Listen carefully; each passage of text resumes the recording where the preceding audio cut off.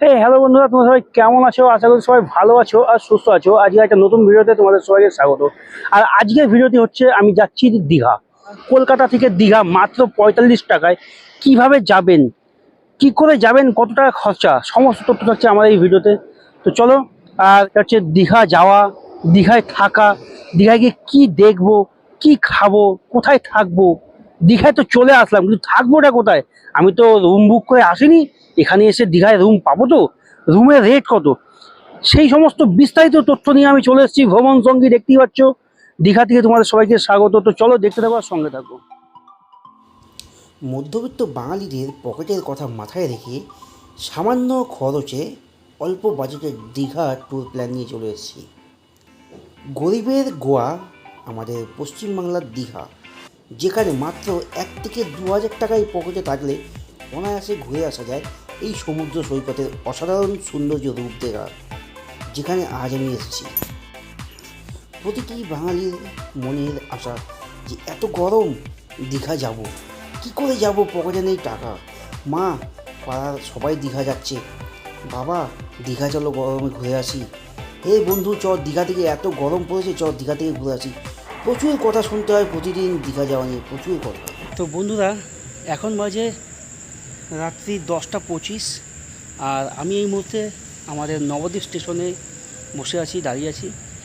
আর 11:30টায় train, যাব ব্যান্ডেল। ব্যান্ডেল থেকে ভোরবেলায় 3:30 থেকে ট্রেন আরম্ভ, হাওড়া লোকাল। ব্যান্ডেল থেকে হাওড়া লোকাল ধরে চলে যাব। আর 6টা 35-এ হাওড়া থেকে মেছেদা হয়ে দীঘাগামী ফার্স্ট ট্রেন আছে, তো সেই ট্রেনটা ধরবো। তো চলো দেখতে থাকো আর সঙ্গে থাকো।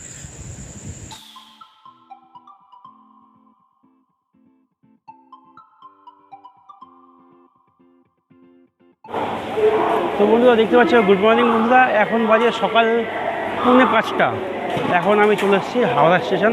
তো চলো এখন কোন ট্রেন আছে, কি আছে, সমস্ত ট্রেন দেখে এখন ট্রেন ধরি মেছেদা হয়ে দীঘা। তো চলো দেখতে থাকো। এসি বাস ছাড়া এই গরমে যাওয়া যাবে না দীঘা, কিন্তু অত টাকাও নেই।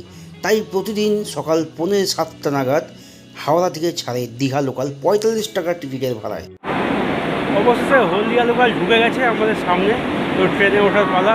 তো চলো লো বাজেটে দীঘা ট্যুর 1 নাইট 2 ডেজ। তো চলো দেখতে থাকো। আজ আমার যাত্রা ট্রেন চলে এসছে। 45 টাকা টিকিট কেটে নিয়েছি। হাওড়া থেকে মেচেদা যাব এই ট্রেনে করে, আর মেচেদা থেকে 8টা 2 দীঘা লোকাল আছে, যেটি প্রত্যেক দিন। কলকাতা থেকে মাত্র 45 টাকায় দীঘা, তাও কি আবার মানা যায়? তো সেটা সত্যি কি মিথ্যা, সেটা নিয়ে আমি আজকে চলে এসেছি।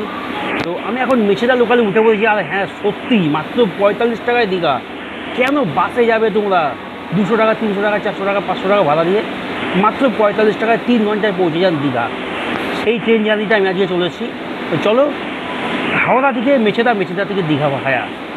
চলো 45 টাকার ট্রেন জার্নি কেমন হচ্ছে, তো চলো দেখিয়ে দিচ্ছি। তো চলো দেখতে থাকো। তো বন্ধুরা, ফাইনালি দীঘা যাওয়ার ট্রেন ছেড়ে দিল আমাদের এই হাওড়া স্টেশন থেকে। তো চলো আমাদের বন্দে ভারতের পাশ দিয়ে এখন চলে যাচ্ছে মেছেদা লোকাল। তো চলো দেখতে থাকো। দীপুদার ডাকে দীঘা যাওয়ার উদ্দেশ্যে আমাদের ট্রেন ছেড়ে দিয়েছে। প্রতিটা বাঙালির পকেটের কথা মাথায় রেখে আমি চলে এসেছি লো বাজেটে 1.5 থেকে 2 হাজার টাকা মাথাপিছু খরচে দীঘা ট্যুর প্ল্যান। সারা সপ্তাহ কাজ করে সপ্তাহে শনি রবিবার ছুটি, সেই ছুটির দিনটা বাড়িতে বসে না রেখে আপনারা আপনার মনের মানুষকে বা আত্মীয় স্বজন বা বন্ধুবান্ধব পরিবার স্বজনকে নিয়ে চলে আসুন দীঘা। তো বন্ধুরা, অবশেষে ট্রেন ছেড়ে দিয়েছে হাওড়া স্টেশন থেকে, দেখতেই পাচ্ছ। আর এখন আমি মেছেদা লোকালে দাঁড়িয়ে আছি দরজার কাছে। তো চলো আমি এখন আমার সিটে গিয়ে বসি। আর কেউ স্কিপ করবে না, পুরো ভিডিওটা দেখবে। দুর্দান্ত ইনফরমেটিভ হতে চলেছে, একদম পাই টু পাই ইনফরমেশান থাকছে তোমাদের এই ভিডিওতে। আর যদি কোনো উপকারে লাগে এই ভিডিওটা, তো অবশ্যই চ্যানেলটা সাবস্ক্রাইব করে সঙ্গে থাকবে, একটা লাইক কমেন্ট করে দেবে। তো চলো। মামু দীঘা আইতাছি মামু। তো বন্ধুরা, আমাদের বাঙালিদের মনের একটা জায়গা করে নিয়েছে দীঘা, যেটা প্রতিটা বাঙালি চায় দীঘা বছরে 1 থেকে 2 বার ঘুরতে। এমনকি কিছু কিছু বাঙালি আছে যারা প্রতিনিয়তই যায়, 2 মাস 3 মাস পর পর দীঘা ভ্রমণে যায়। দীঘাটা খুব কম বাজেটের একটা ট্যুর প্যাকেজ, যেখানে প্রতিটা বাঙালি চাইলে অনায়াসেই যেতে পারে। বন্দে ভারত ছুটে চলেছে আমাদের পাশ দিয়ে, দেখতেই পাচ্ছ। উত্তরবঙ্গ বন্দে ভারত।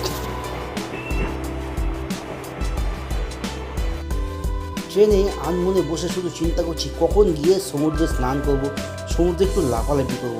আর ট্রেনের গন্তব্যস্থলের দিকে ধেয়ে চলেছে, কিন্তু লাগছে খুব খিদেও। ট্রেনে আছে অনেক রকম খাবার, কিন্তু আমার ভালো লাগছে না, তো খাবো দেখি। তো দেখতে পাচ্ছ এই প্রাকৃতিক পরিবেশ খুব সুন্দর লাগছে। আর এবার চলে আসলো ঝালমুড়ি। ঠিক ঝালমুড়িটা কিনে আমি খেতে খেতে চলেছি দীঘার উদ্দেশ্যে। মামু দীঘা কখন যামু, এই একটা চিন্তা নিয়ে আমি গন্তব্যস্থলের দিকে ধেয়ে যাচ্ছি। তো চলো, রূপনারায়ণ নদী সকলেই দেখে, আমিও তোমাদের দেখিলাম। এটি হচ্ছে আমাদের সেই বিখ্যাত রূপনারায়ণ নদীর ব্রিজ। আমাদের দীঘা পথে এরকম অনেক নদী পড়ে, যে নদীগুলো মিলিত হয়ে গিয়ে আমাদের বঙ্গোপসাগরে, এই রূপনারায়ণ নদীও বঙ্গোপসাগরে মিলিত হয়েছে। আর এই নদীগুলো টপকেই আমাদের যেতে হচ্ছে দীঘা, আমাদের ভালোবাসার ডাক, আমাদের মনের উল্লাস দীঘা।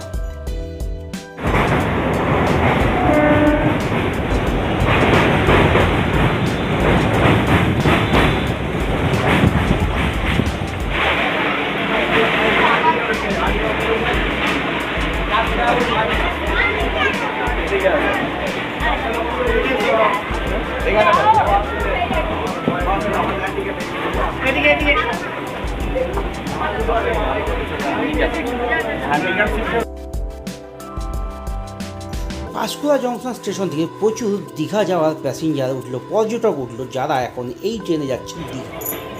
তো চলো মামু সকলের সঙ্গে আমিও দীঘা যাবো। হচ্ছে পাঁশকুড়া স্টেশন থেকে বেরিয়ে গেলাম। আর এই পাঁশকুড়া স্টেশনের এইখানে একটা ব্যাগ, এই যে ব্যাগটা, এটা খুব সুন্দর একটা দৃশ্য, যেটি অন্য অন্য সকলের মতো আমিও ক্যাপচার করলাম তোমাদের দেখানোর জন্য। একটা খুব সুন্দর অভিজ্ঞতা। এই ভিডিওটিতে থাকছে শুধুমাত্র হাওড়া থেকে দীঘা যাওয়ার যে ট্রেন জার্নি, মাত্র 45 টাকায় দীঘা জার্নি, এই স্পেশাল ব্লগটি থাকছে। এরপরে আসছে দীঘায় গিয়ে কোন হোটেলে থাকবে, অল্প টাকার বিনিময়ে খুব সুন্দর একটা হোটেলের ভিডিও আসবে। তারপরে সাইট সিন কী করবে, সমস্ত তথ্য নিয়ে আমার এরপরে স্টেপ বাই স্টেপ ভিডিও আসবে। তো অবশ্যই ভিডিওগুলো দেখবে, চ্যানেলটা সাবস্ক্রাইব করবে, সঙ্গে থাকবে আর আমাকে সাপোর্ট করবে। আর তোমাদের একটা ভালোবাসা, একটা সাবস্ক্রাইব, একটা লাইক, কমেন্ট আমাকে অনেক মোটিভেট করবে, আরও এগিয়ে যেতে সাহায্য করবে, আরও নতুন নতুন ভিডিও আনতে সাহায্য করবে। তাই ফ্যামিলি মেম্বার, বন্ধুবান্ধবকে ভিডিওটি শেয়ার করে আমাকে একটু সাপোর্ট করো।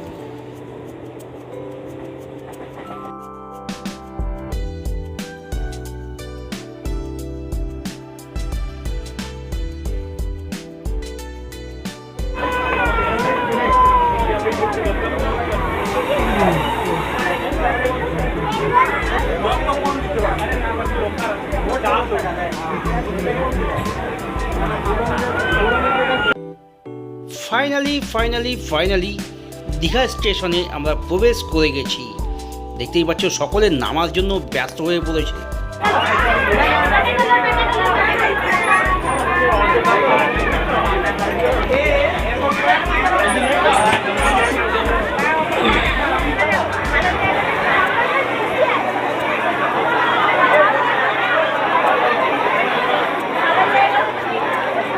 হ্যাঁ বন্ধুরা, ফাইনালি এখন 11টা বাজে, চলে আসলাম দীঘা, দীপুদার ডাকাত দীঘার মোহনায়।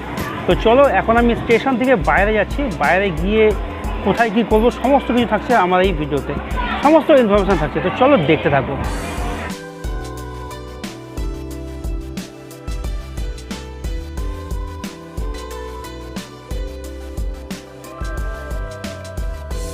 পুরীর জগন্নাথ মন্দিরের আদলে তৈরি এই দীঘার জগন্নাথ মন্দির, এটি একটি কনস্ট্রাকশনের কাজ চলছে। আগামী দিনে এই দীঘার জগন্নাথ মন্দিরটি একটি বিখ্যাত পর্যটন কেন্দ্র হিসেবে গড়ে উঠবে। এটি এখন কর্মরত অবস্থায় আছে, দ্রুত গতিতে কাজ চলছে, খুব শীঘ্রই এটি সম্পূর্ণ হয়ে উঠবে। তো বন্ধুরা, স্টেশন থেকে বেরোতে না বেরোতে দেখতে পাচ্ছি এখানে যে জগন্নাথ মন্দির হচ্ছে, উড়িষ্যার পুরীর জগন্নাথ মন্দিরের আদলে ডিটো যে জগন্নাথ মন্দির দীঘাতে হচ্ছে, সেটা এখন খুব দ্রুতগতিতে কাজ চলছে, দেখাই যাচ্ছে এখানে। তো চলো দেখো, এটা আগামী দিনে দীঘার একটা খুব সুন্দর একটা পর্যটন কেন্দ্র গড়ে উঠবে এই জগন্নাথ মন্দির। তো জয় জগন্নাথ দেবের নাম নিয়ে, দীপুদার নাম নিয়ে দীঘা বিচে যায় গিয়ে লাফালাফি করি। তো চলো দেখতে থাকো। স্টেশন থেকে বেরিয়েই এখানে পেয়ে যাবে টোটো স্ট্যান্ড, অটো স্ট্যান্ড। এখান থেকে তোমরা তোমাদের গেস্ট হাউসে যেতে পারো।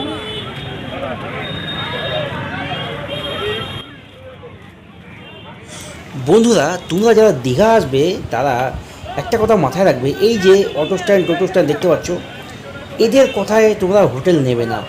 তাহলে এদের কথায় হোটেল নিলে তোমাদের হোটেলের যে রুম দেখা গেল 700 টাকা, সে রুমটা এরা নিয়ে গেলেই হয়ে যাবে 1000 টাকা।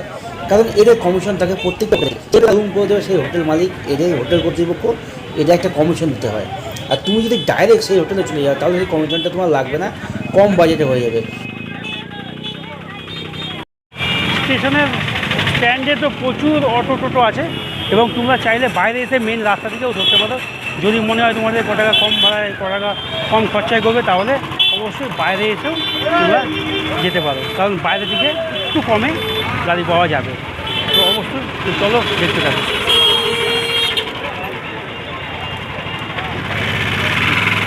এটা কোন দিকে? এই রাস্তায় সোজা? আচ্ছা আচ্ছা।